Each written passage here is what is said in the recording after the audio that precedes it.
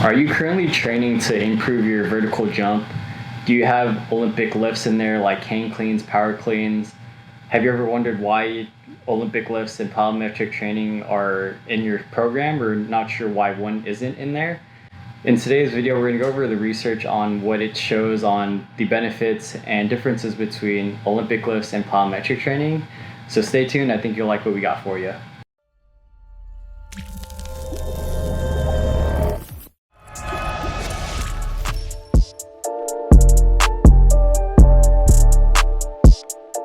What's good, Hoopers? My name is Gabe Ignacio, Doctor of Physical Therapy, Board Certified Orthopedic Clinical Specialist, and co-founder of Basketball Doctors alongside with Dr. Marco Lopez. The goal of the Basketball Doctors is to provide evidence-based information on all things basketball related, whether that be rehab or sports performance. If this is your first time here, we'd really appreciate it if you like, subscribe, comment, and share with your family and friends to help us grow. Again, all this information is not medical advice, just for education. So if you need medical advice, please reach out to your local health professional or reach out to us to see if we can help you. With that being said, let's dive into our topic of Olympic lifts versus plyometric training and what are the benefits and differences between the two. So we went over a research not too long ago that came out in 2018, 2019. That was a systematic review, and what that systematic review does is it reviews over 350 articles on pretty much randomized controlled studies.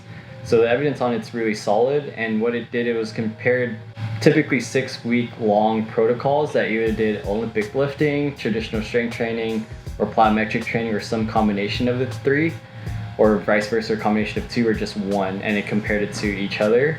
And what researchers found is that Olympic lifts like hang cleans, power cleans versus plyometric training is essentially the same. There wasn't a statistically significant difference between the two, and they both improved the outcomes. So the main outcomes that this systematic review covered was a counter movement jump, just a double leg essentially.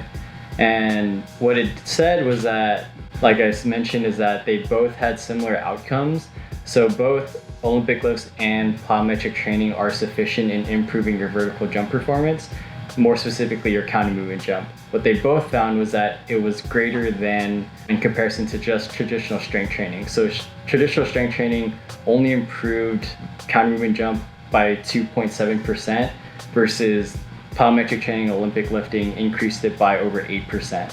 So if you were to decide between the two or between the three to improve your counter movement jump, the research supports that you should be doing Olympic lifts or plyometric training.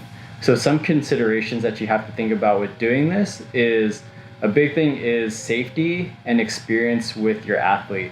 So for example, if your athlete is young, like high school level, or they have no experience with Olympic lifting, you have to train them properly so that they can get adequate pull to be able to move the weight fast enough to get benefits of that. So there's a lot of research that goes into that topic, but specifically just looking at an experienced Olympic trained athlete, if they are able to Olympic lift properly with good form and get the right amount of movement in terms of meter per second, in terms of moving the bar, then Olympic lifting would be very beneficial for the athlete in terms of force production. But if they are inexperienced with that, it can take time to get them to be familiar with the lift and then load it up properly enough and move it fast enough to get the benefits.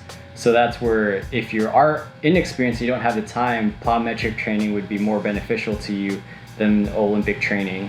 With that being said, you have benefits because of two different reasons. So for Olympic lifting, as you can imagine, your force output and your power production is a lot greater because you're training that. You're training pretty much move a weight as fast as possible. So your force production and your strength to be able to move that weight has increased.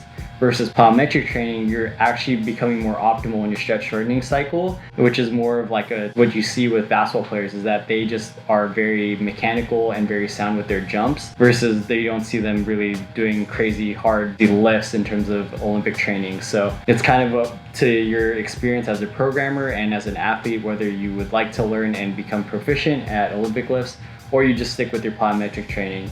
And you could see in our previous videos of what we talked about in terms of bilateral versus unilateral plyometric training. So if you haven't seen that, go check that out in our videos. And that's kind of what we recommend in terms of what we do in our program. Kind of what I mentioned, it's very dependent on the athlete in front of us. We got to consider safety and the efficiency of what they'll be doing. And you also have to look at them as a full athlete, right? What do they need most? And if you're a really good trainer or performance therapist, you're going to be looking at all that information, doing a good assessment, going over time frame and goals with your athlete, and building a program that works for them.